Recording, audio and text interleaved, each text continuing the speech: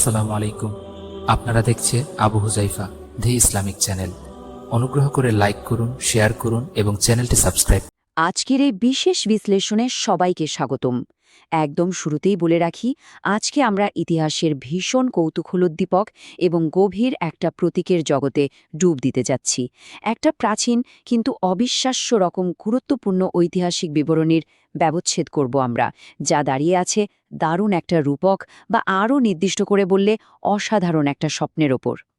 আচ্ছা, কল্পনা করা যাক এমন একটা দৃশ্য যেখানে একটা স্বপ্ন নিছকই কোনো ঝাপসা বা সাধারণ দৃশ্য নয়, বরং তা একেবারে কানায় কানায় পূর্ণ, একদম জীবন্ত আর ইন্দ্রিয়গ্রাহ্য।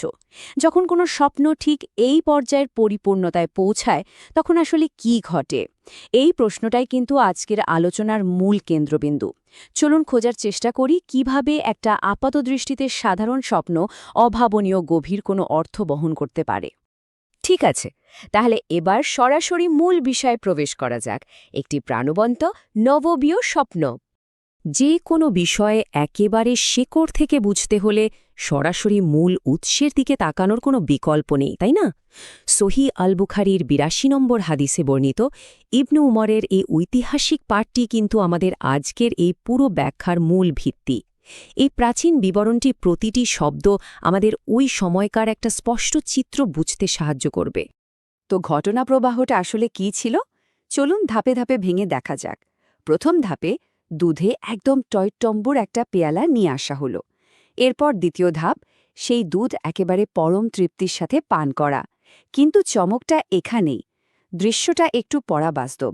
দুধ পান করার পর তৃপ্তির মাত্রা এতটাই বেশি ছিল যে আক্ষরিক অর্থেই নখের ভেতর দিয়ে সেই সিক্ততা বা আর্দ্রতা বেরিয়ে আসতে দেখা যায়। ভাবা যায় দৃশ্যটা কতটা জীবন্ত আর তীব্র। এরপর তৃতীয় এবং শেষ ধাপে পাত্রে বেঁচে যাওয়া অবশিষ্ট অংশটুকু উমার ইবনুল খাত্তাবকে দেওয়া হলো। আপাতদৃষ্টিতে খুব সাধারণ মনে হলেও এই প্রতিটি ধাপের পেছনেই লুকিয়ে আছে বিশাল বড় একটা অর্থ। আর ঠিক এই জায়গাতেই চলে আসে সাহাবীদের কৌতূহল। এরকম একটা অসাধারণ আর রহস্যময় স্বপ্নের কথা শোনার পর যে কারো মনেই তো হাজারটা প্রশ্ন জাগবে, তাই না? নবীর সঙ্গীরা অর্থাৎ সাহাবীগণও ঠিক সেভাবেই এই চমৎকার রূপকটার অর্থ জানার জন্য রীতিমতো উদ্গ্রীব হয়ে উঠলেন। বলা যায় তারা যেন এক একজন অনুসন্ধানী গবেষক হয়ে গেলেন স্বপ্নের আসল অর্থটা বের করার জন্য। আর ঠিক সেই মুহূর্তেই তারা সরাসরি প্রশ্ন করে বসলেন, হে আল্লাহর রাসূল, আপনি এই স্বপ্নের কি ব্যাখ্যা করেন?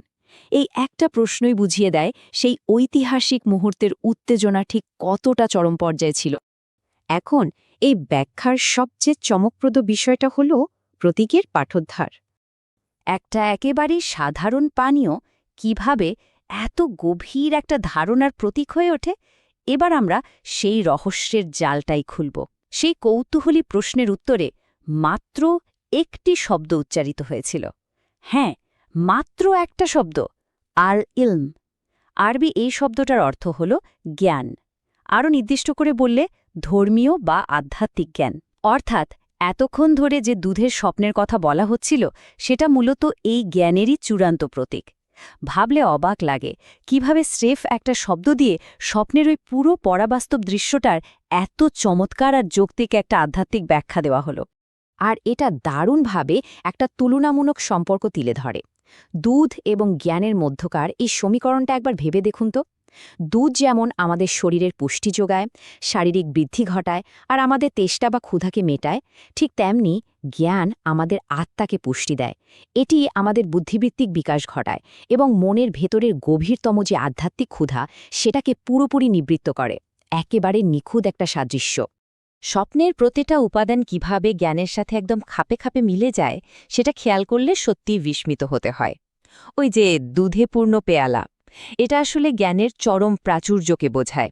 এরপর সেই নখ দিয়ে সিক্ততা বেরিয়ে আসার পরাবাস্তব দৃশ্য, এটা নির্দেশ করে জ্ঞান দিয়ে নিজেকে সম্পূর্ণরূপে পরিপূর্ণ করাকে।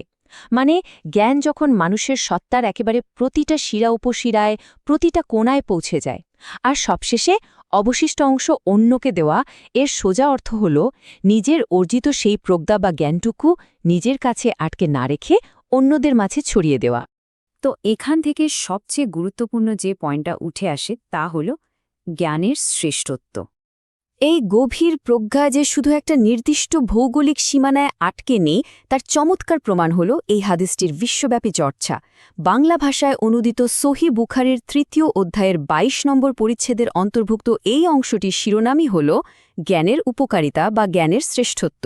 এই অনুবাদটি আমাদের মনে করিয়ে দেয় যে ঐতিহাসিক এই জ্ঞান কিভাবে হাজার বছর ধরে বিভিন্ন ভাষা আর সংস্কৃতির সীমানা পেরিয়ে বিশ্বজুড়ে মানুষের কাছে পৌঁছেছে। মূল উৎসের এই প্রজ্ঞা পৃথিবীর যে কোনো প্রান্তের মানুষের জন্যই সমানভাবে প্রাসঙ্গিক। এই পুরো আলোচনা থেকে আমরা আসলে খুব পরিষ্কার একটা সারমর্ম পাই। মানুষের জীবনের প্রকৃত তৃপ্তি কখনও শুধুই বস্তুগত প্রাপ্তির উপর নির্ভর করে না, বরং ইলম বা জ্ঞানের নিরন্তর অন্বেষণ এবং সেটা অন্যদের সাথে ভাগ করে নেওয়ার মাঝেই লুকিয়ে আছে সবচেয়ে বড় সার্থকতা। জ্ঞান হল ঠিক সেই অবিরাম প্রবাহমান ঝর্ণাধারার মতো যা মানুষকে একেবারে ভেতর থেকে কানায় কানায় পরিপূর্ণ করে তোলে। আর এই বিশ্লেষণটা শেষ করার আগে একটা গভীর চিন্তার খোরাক রেখে যেতে চাই। আজকের এই দ্রুতগতির আধুনিক যুগে দাঁড়িয়ে জ্ঞান অন্বেষণের এই নিরন্তর ধারা কিভাবে আমাদের নিজ নিজ জীবনের পেয়ালাকে পরিপূর্ণ করে তুলতে পারে, এই একটা প্রশ্ন নিয়ে একটু ভেবে দেখার আমন্ত্রণ জানিয়ে আজকের এই আলোচনা এখানেই শেষ করছি।